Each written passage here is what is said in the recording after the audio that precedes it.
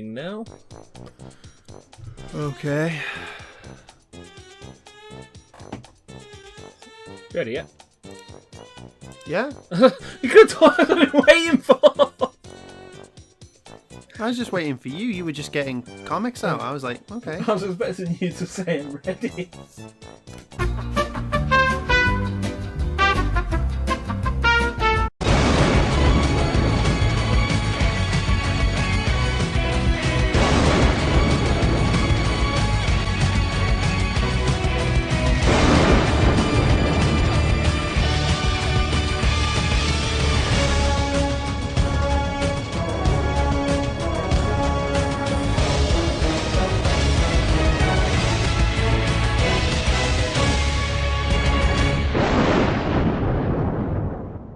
Hello guys of the CRAA-Nation, this is Sean here, and Dave.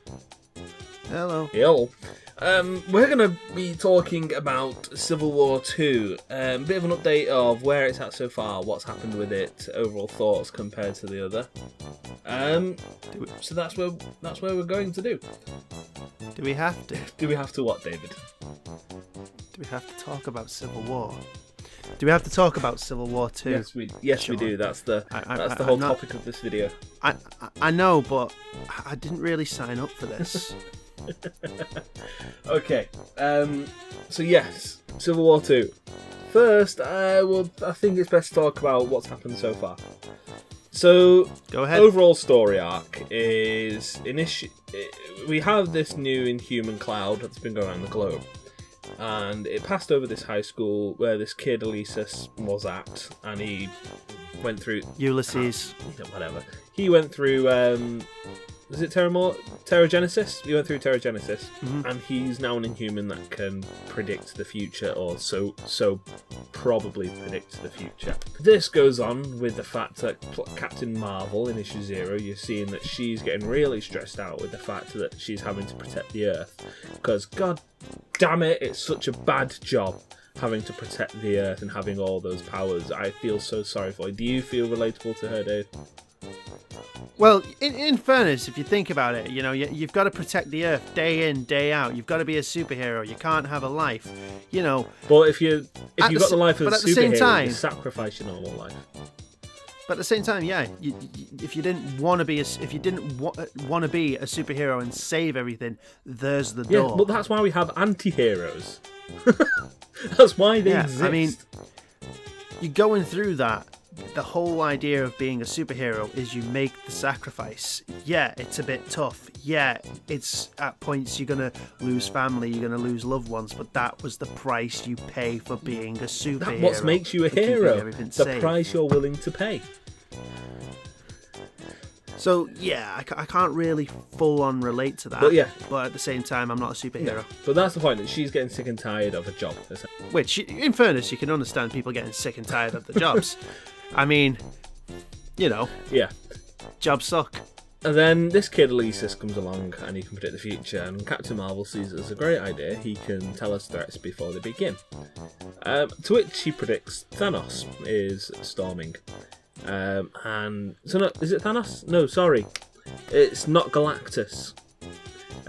He attacks, and everyone's there, the whole team up. That's the one I did the review on, the first review. And as we all know, they reveal how they found out Ulysses, and Tony obviously brings up the questions about, are you sure? Are they real? Double of this, go on, so forth, so on, so forth.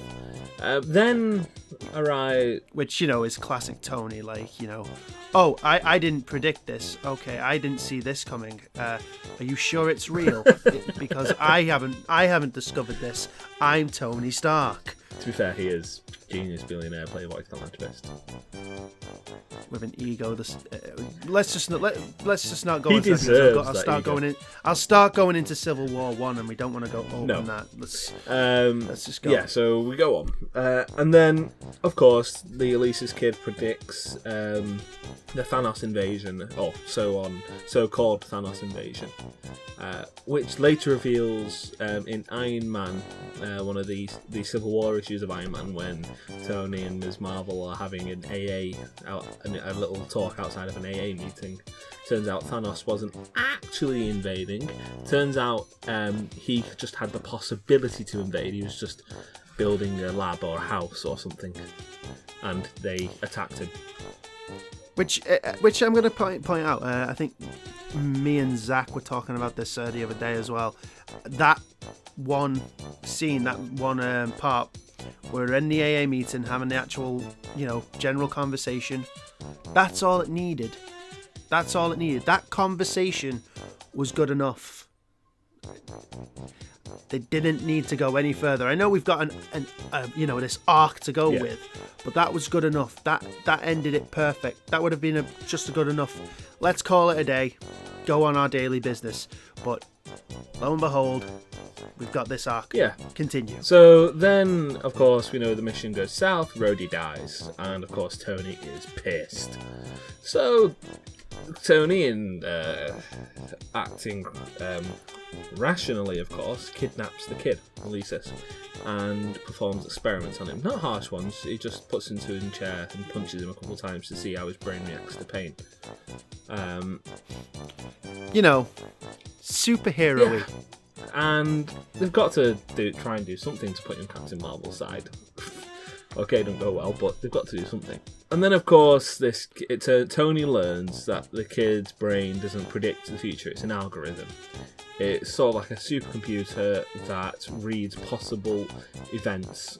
So it basically tells the most likely outcome of events that's happening right there and then that the kid's brain can understand. It's an algorithm. But Tony begs the question, does the kid's bias make any difference? Which brings us on to the next issue, where they have the kid Ulysses has a vision of the Hulk going insane and killing everyone.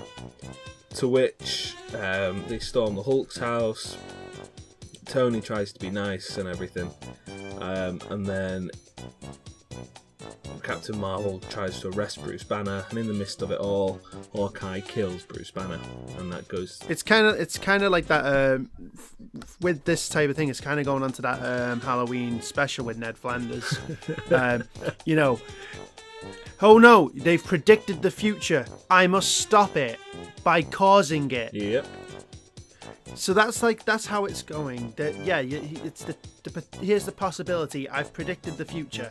Yeah. Well, of the hulking all out. All Different Avengers kind of touches upon this. I'll explain this later on, but All Different Avengers kind of did a flashback which kind of ties in with Ulysses' powers. But it involves Heimdall. But anyway, after Bruce Banner's death, it goes on to the court case for Hawkeye. Is he guilty, not guilty? And it's literally just an episode of Law and Order or Suits or something. And Hawkeye goes free at the end of the court case. After he runs free, Tony goes to the Illuminati, where it's him, Strange, Beast. Basically, they're on Tony's side, saying you can't do this with a little kid. And Captain Marvel doesn't listen to everyone. She goes, but my freedoms and all that sort of stuff. Civil War. Yeah. and they go off at a bit of an argument there.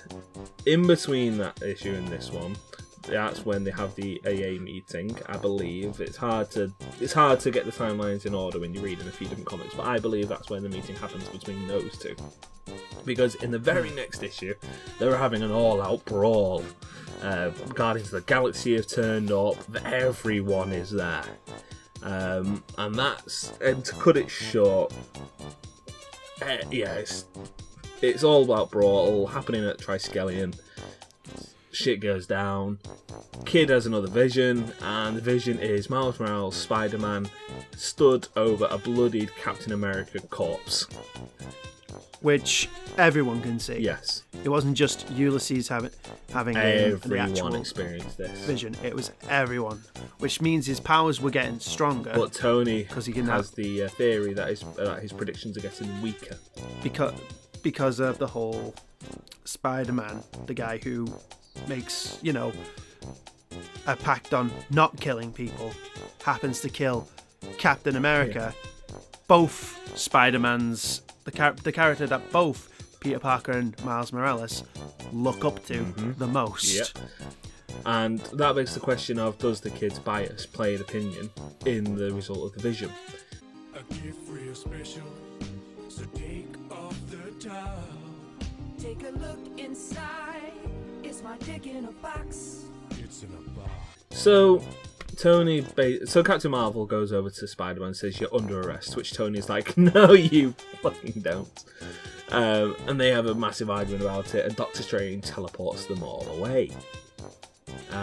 Not after Captain America, the guy who was dead, going to be killed, who's supposed to be going to be killed by Miles, goes, "Kid, what do you want to do? Are you okay?"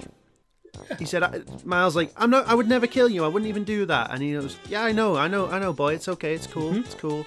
Why don't you go home and we'll figure it out when we get closer to the time." Which, for Captain America is pretty ballsy, for the fact that, you just told the guy who could potentially kill you to just go home, shake it off, son, be back tomorrow. Yeah.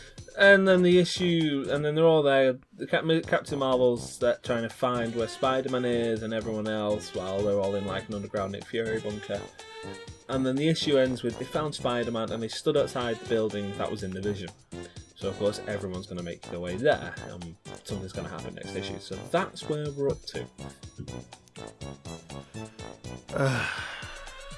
So, with that in mind, my personal views are the story. I'm actually really enjoying the story.